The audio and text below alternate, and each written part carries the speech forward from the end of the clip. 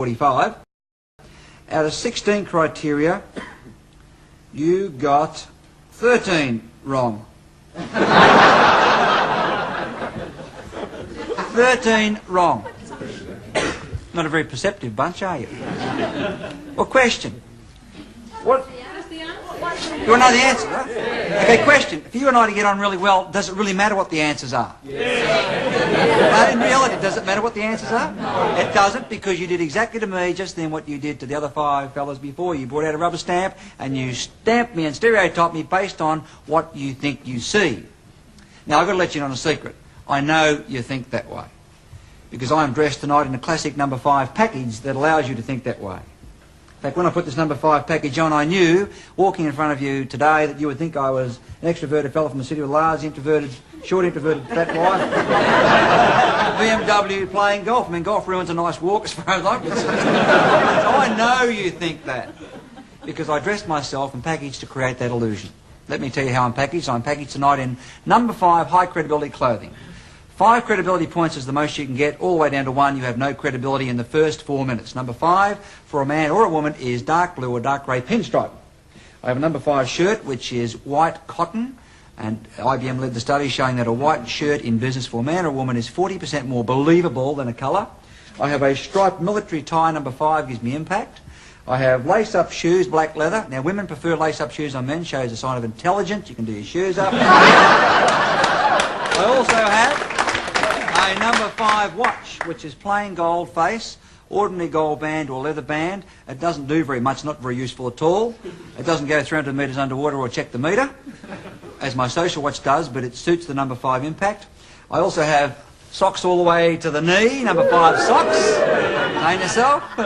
Number 5 haircut part of the left, clean-shaven face, because I'm aware of the villain impact. Here you have a walking number 5 package that lets you think I'm a 40 to 45-year-old BMW driving, short introverted, married to a 3 with 3 children, etc.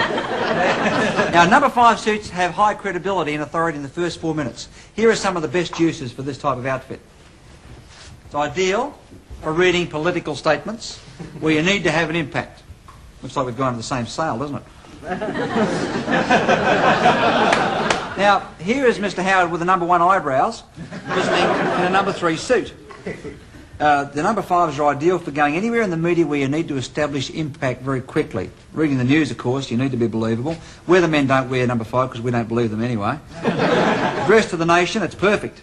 It's also the perfect uniform for meeting overseas visitors. And if you look at these 2 leaders, whenever they met on 5 occasions, each time you will see they are wearing number 5 so that they can't be outdressed by each other. These fellas coming back from the Myers 50% off clearance sale. Now here are the Hawks in their number 4s. The stripes are gone, dark blue, dark grey, no pinstripes, still very authoritative. The BHP boys in their number 5s. Here's number 3, a light grey. And when you wear a vest or a pocket handkerchief, you have a Playboy image in a number 5. Here is a number 3 with a number 5 tie. Got dressed in the dark, I'd say that way. Number 5s also work very well for women. The only thing missing here is some type of a necktie. Now here's a man in a number 3 meeting another man in a number 5, and he's outdressed. Now, of course, you can see who's got the most presence, the man in the darker suit, Mr. Nakazomi. And Mr. Hawke's totally out of his depth in terms of colour codings here with his clothing. Here's a rare shot of Ronald Reagan in a number 1, light brown and tan. Notice he just haven't got the impact. This is a big mistake. Now, I want you to, there's no presence. Contrast that to when the same man wears number 5. Look at that. He looks like he's in charge of the whole show. In a number 1, with all the colours of light brown that don't tone, there's just no presence. Here he's got tremendous presence. This guy's still got his pyjamas on from the morning before. Now, never ever go to any interview where you need credibility as a man or woman wearing these colours. Now, these colours, if you go in, your perception by other people, the way you come across in business will be something like this.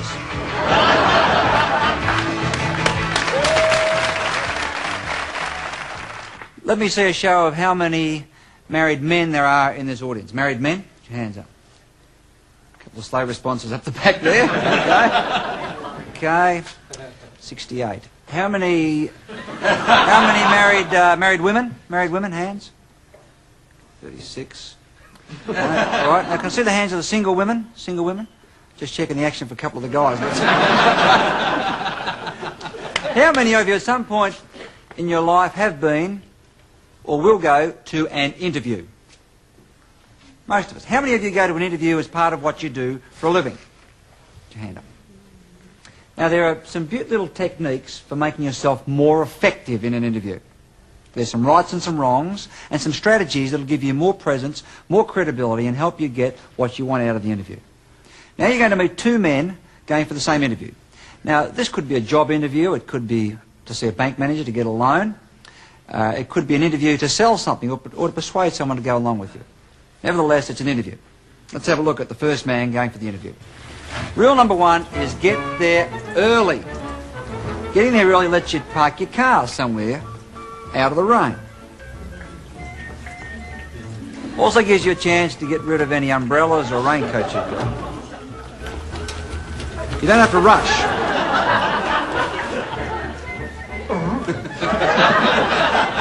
Never go to an interview carrying umbrellas, raincoats and so on. This is my twin brother Irving. Let's have a look at this fellow. He has the Salvation Army brown suit. His briefcase looks like he's going on holidays. He has a watch that shows he gets his films done at Kmart. He has long hair. He has facial hair and Veterans Affairs glasses. He's packaged for failure.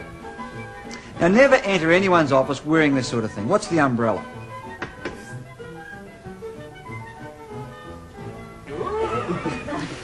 Now, the problem is he has no handshaking technique, so she's not sure whether he means to shake hands or not. How many of you have been through this?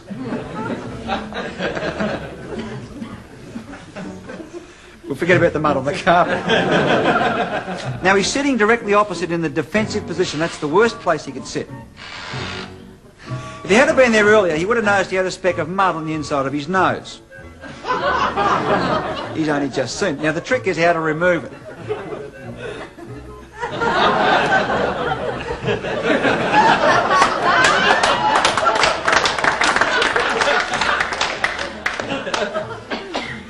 Now, never ever go to an interview unless your clothing is neat, in good repair. Otherwise, they're likely to think you're the town drunk.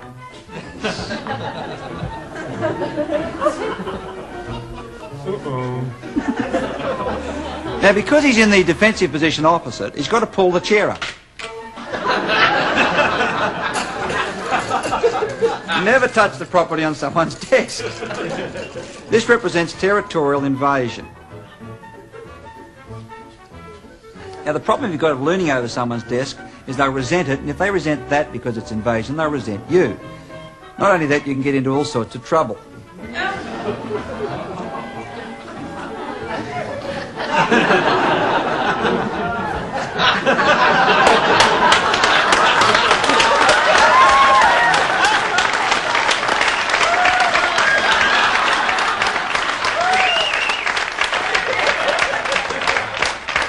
Don't ever touch the interviewer.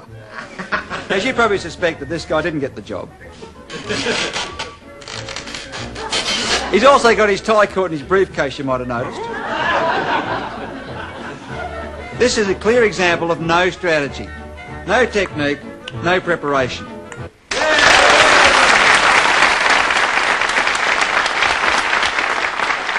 Okay, well, let's have a look at another man going for the same job, the same selling interview, the same bank loan, and see what we could have done to make ourselves more effective. This is my other brother, Percy. Because he's there early, he can get rid of that raincoat. He's ahead of time with his number 5 watch. He can get rid of all that and walk into the interview with his hands free. First rule, get rid of anything in your hands apart from what you need. Let's have a look at this fella. He has the number 5 glasses, clean-shaven face, number 5 hair, number 5 suit by Anthony Squires. He has a left-handed military-striped tie, briefcase in his left hand so he can shake hands with his right hand, doesn't have to fumble, and he has, of course, his standard lace-up shoes. When you enter an office, never hesitate. Either walk straight in at the same speed or stop. He goes straight in. See what he does with the handshake? Telescope the handshake so when you get there, there's no fumbling. They know exactly what's got to happen. Good technique. Now she's invited him to sit in the competitive defensive position. He gets rid of things in his hand next. Next, you mirror and copy the body language of the interviewer. Whatever they do, copy it.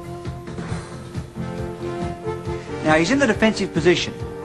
He wants to get out of that position and get around beside her or get her around beside him. He knows if he hands over that information, he's going to be stuck in that seat, so now he talks about it in an attempt to encourage her out. Now he's going to try and ask her to come out from behind there to read the small print. Okay, now this time it's worked. Next strategy, again, continue the mirroring. Now when you do this mirroring, the other person gets a feeling there's something about you they kind of like. Sort of a rapport, because what they're seeing is you reflected in them. Now he can hand it over, and you probably guessed who made the sale, got the job and got the loan. He did. This is an example of having strategy, being prepared and getting on with everybody. His car's undercover downstairs in the car park basement. Gets his umbrella back. It was a prepared strategy. He knew exactly what he was doing. Now the other fella can't even find his car. Remember where he let it? Doesn't matter. Yeah, the police found it.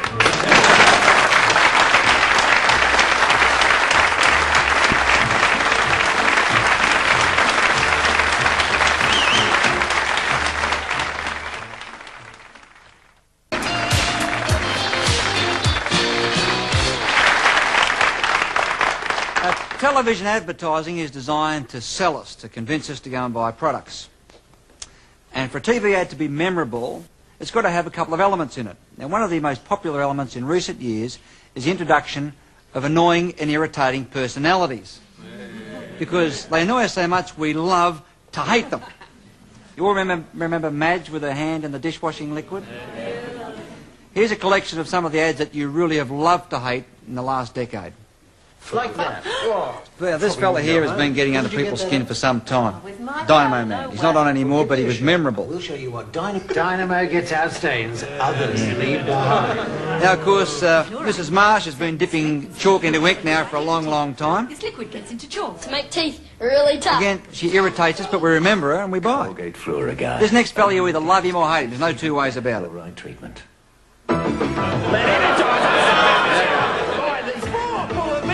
Love him or hate him, you all recognise him and know him, right?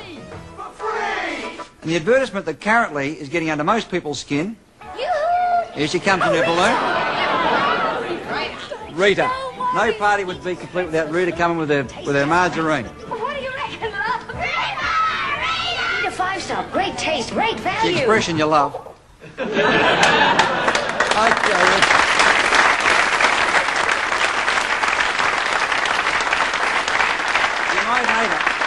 You might hate the ad, but the Eater margarine has been one of the big success stories in marketing through the memorability of that ad. Now, other advertisements use catchy jingles or other visual techniques to get us to remember them. Here's some of the ones you love to love.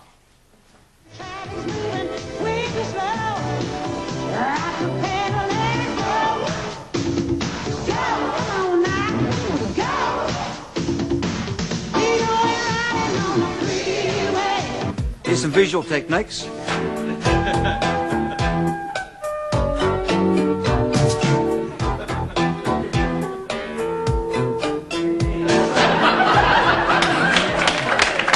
Here's the number one.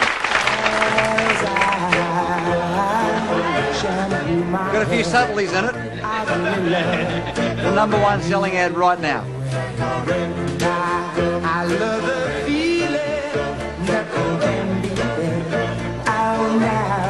Now, when man meets woman, their bodies go through certain physical changes if they are attracted to each other, and these physical changes are used to sell products.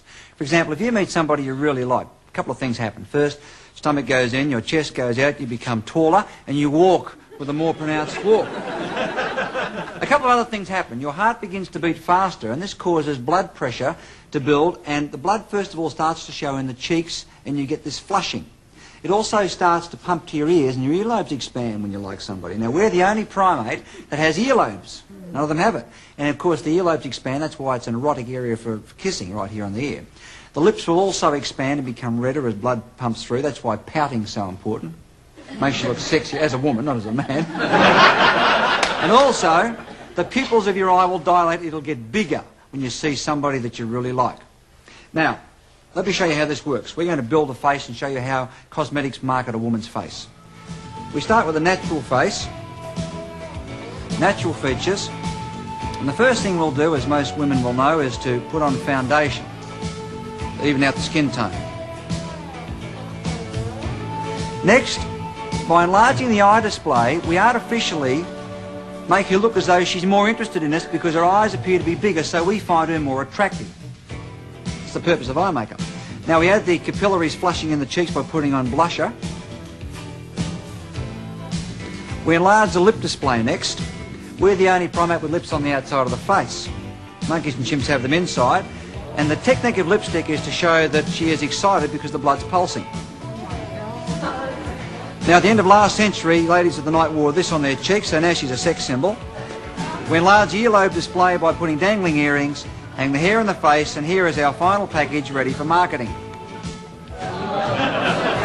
Now what we've done is taken very basic and natural features, such as this, and just by adding a body language signal like this, we change the whole impact of what you see. Interesting package, isn't it?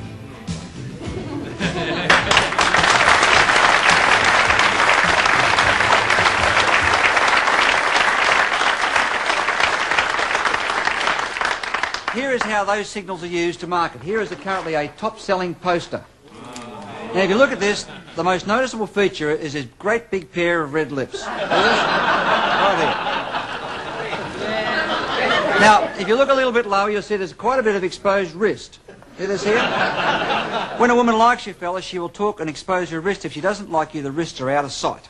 Look across, you'll see some great big round shoulders. See this here? Round shoulder. Looking over a rounded shoulder has been an essential signal for women for about 2,000 years.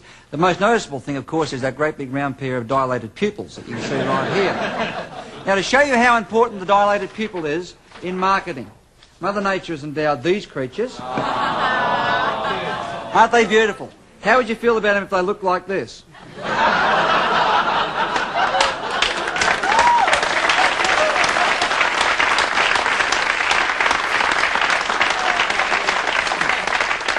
Alright, here is a collection. Here's a collection of ads where body language signals have been used. See what you can find. Real potato taste of smooth crinkle cut potato. Yeah, we love this little fella, don't we? Yeah, there are the pupils. Here's the full face display. Choose them because I'm here. Chocolatey caramel. Ooh. Fantiles is fantastic. Now this next one is very, very clever. Watch for the constricting pupil. Now just in case you missed it, here it is again in slow motion. When we don't like something, our pupils constrict, they get smaller. See that? That's why you say someone's got beady little eyes. Very clever, isn't it? Now here are the lip and eye displays and a whole group of them.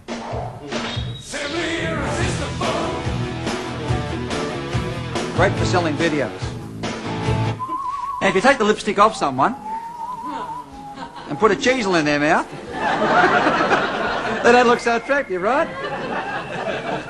Now in courtship, the most powerful signal that's sent is intimate gaze. That's where you meet someone's gaze and you hold it longer than is socially acceptable. An intimate gaze is where you look from the person's eyes to below their chin.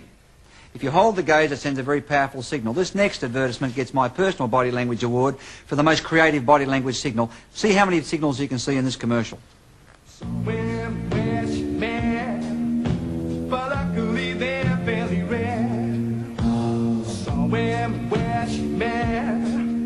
If you know it, you ought to beware. Some women wish man, they're not playing the game at all fair. I'm sure they're wet, you know it just isn't fair.